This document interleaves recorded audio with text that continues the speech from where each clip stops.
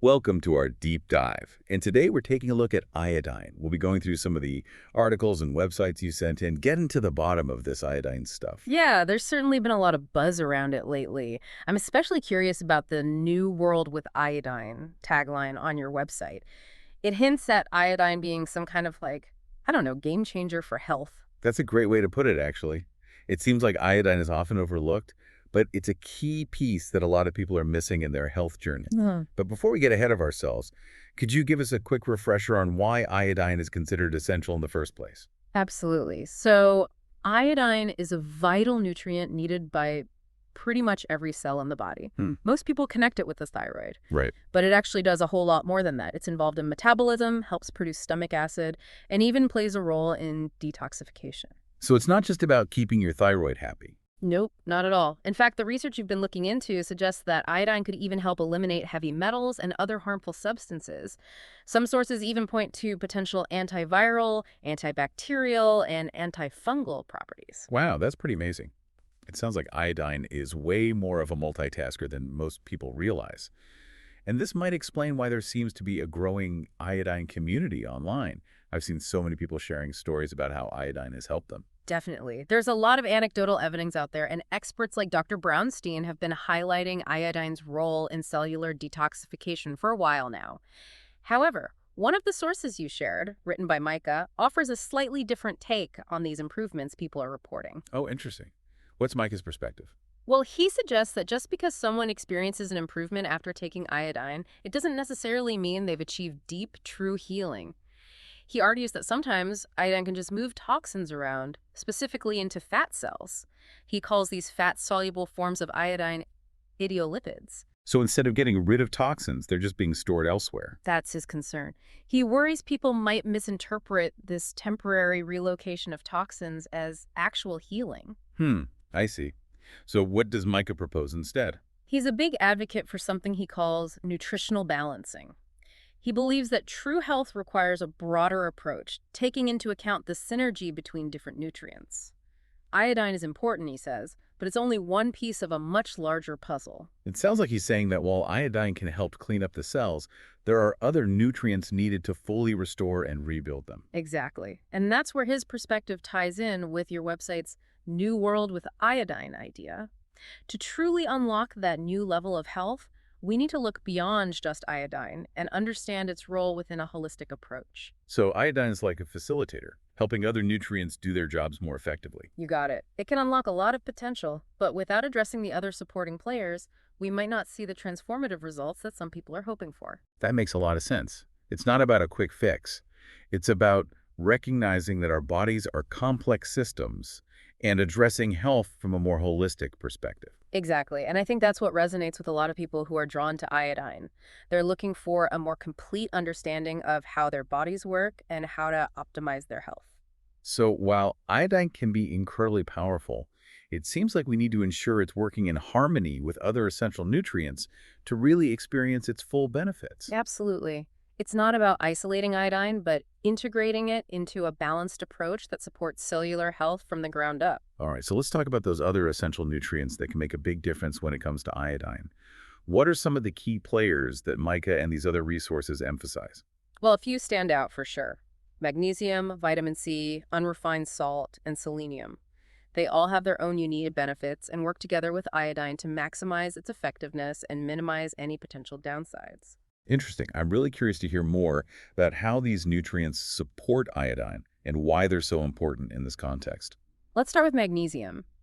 It plays a crucial role in so many bodily processes, and a lot of them directly impact how iodine functions. Without enough magnesium, our cells can't properly utilize iodine. Ah, I see. So magnesium is kind of like a partner in crime for iodine, Yeah. helping it do its job effectively. Exactly. And then we have vitamin C, which is a powerhouse antioxidant. When we introduce iodine, it can create some oxidative stress as toxins are flushed out. Vitamin C steps in to neutralize those free radicals and protect our cells from damage. So it's like having a cleanup crew on standby, making sure the detoxification process doesn't backfire. Precisely. And they even recommend using liposomal vitamin C, which is absorbed much better by the body. And then we've got unrefined salt, like Celtic sea salt, which provides a natural source of minerals our cells need, especially when they're working hard with iodine. So we're not talking about your average table salt here. Nope, definitely not. Unrefined salt is packed with a wider range of minerals that are essential for cellular function and help maintain electrolyte balance, which is super important during detox. And last but not least, selenium.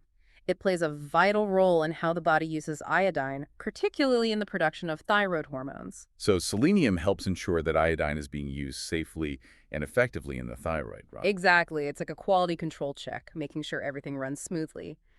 And it's interesting that the why iodine guide you shared suggests starting with a small amount of selenium to ensure the body's using iodine properly. This focus on a balanced approach is fascinating. It really shows how interconnected our bodies are and how one nutrient can influence the actions of another. And that's why Micah stresses the importance of the bigger picture. Focusing on just one piece won't get us to true, lasting health. It all comes back to that new world with iodine idea. It's not about adding a supplement, it's about shifting our perspective on health and realizing that a holistic approach is key. Absolutely. And that's where resources like the Why Iodine website and Micah's Facebook page become invaluable. They provide so much information and support for people navigating this new world and trying to understand all the ins and outs of iodine supplementation. It's great that those resources are available because it seems like there's still so much mystery and misinformation swirling around iodine. It could be hard to know where to start. Yeah, definitely. That's why it's crucial to approach it with curiosity, think critically, and listen to your body. Start slowly and see how you feel. It's about being an active participant in your own health journey instead of blindly following protocols. You got it. And remember, this is just one piece of the puzzle. We need to keep learning, keep exploring, and trust our intuition as we navigate this new world with iodine. So we've talked about the importance of a balanced approach and supporting nutrients, but there's one thing that I'm still curious about.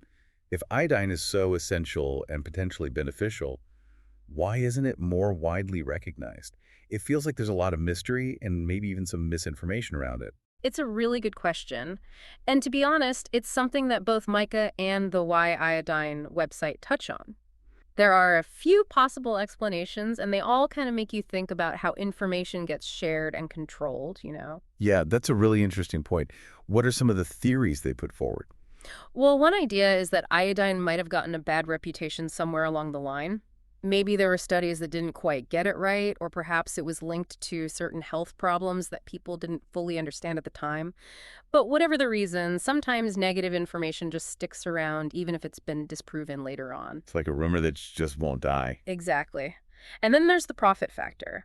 Iodine is a natural element, easy to find, and not very expensive. So not exactly a gold mine for pharmaceutical companies. Right. They tend to focus on developing and selling those high-priced patented drugs. It makes you wonder if the healthcare system is always about health, or if it's sometimes more about, well, profits. It's definitely something to think about. Then we have the whole regulatory landscape to consider. The FDA regulates iodine, and they've voiced some concerns about its use in making methamphetamines. Oh, wow. I didn't realize that. But is that really a valid concern when it comes to iodine? Well, the sources you sent actually point out that the FDA hasn't really given any hard evidence to back up that claim. It's difficult to say what's really going on there, but it does make you wonder if there are other reasons, maybe even attempts to downplay iodine's potential benefits. It's all a bit unclear, isn't it? Like there are these whispers and shadows surrounding iodine, and it can be tricky to figure out what's true and what's not. Exactly. That's why it's so important to become your own advocate when it comes to your health. Don't just accept everything you hear. Do your research, consider different perspectives, and make the choices that feel right for you. And that brings us back to you and your website.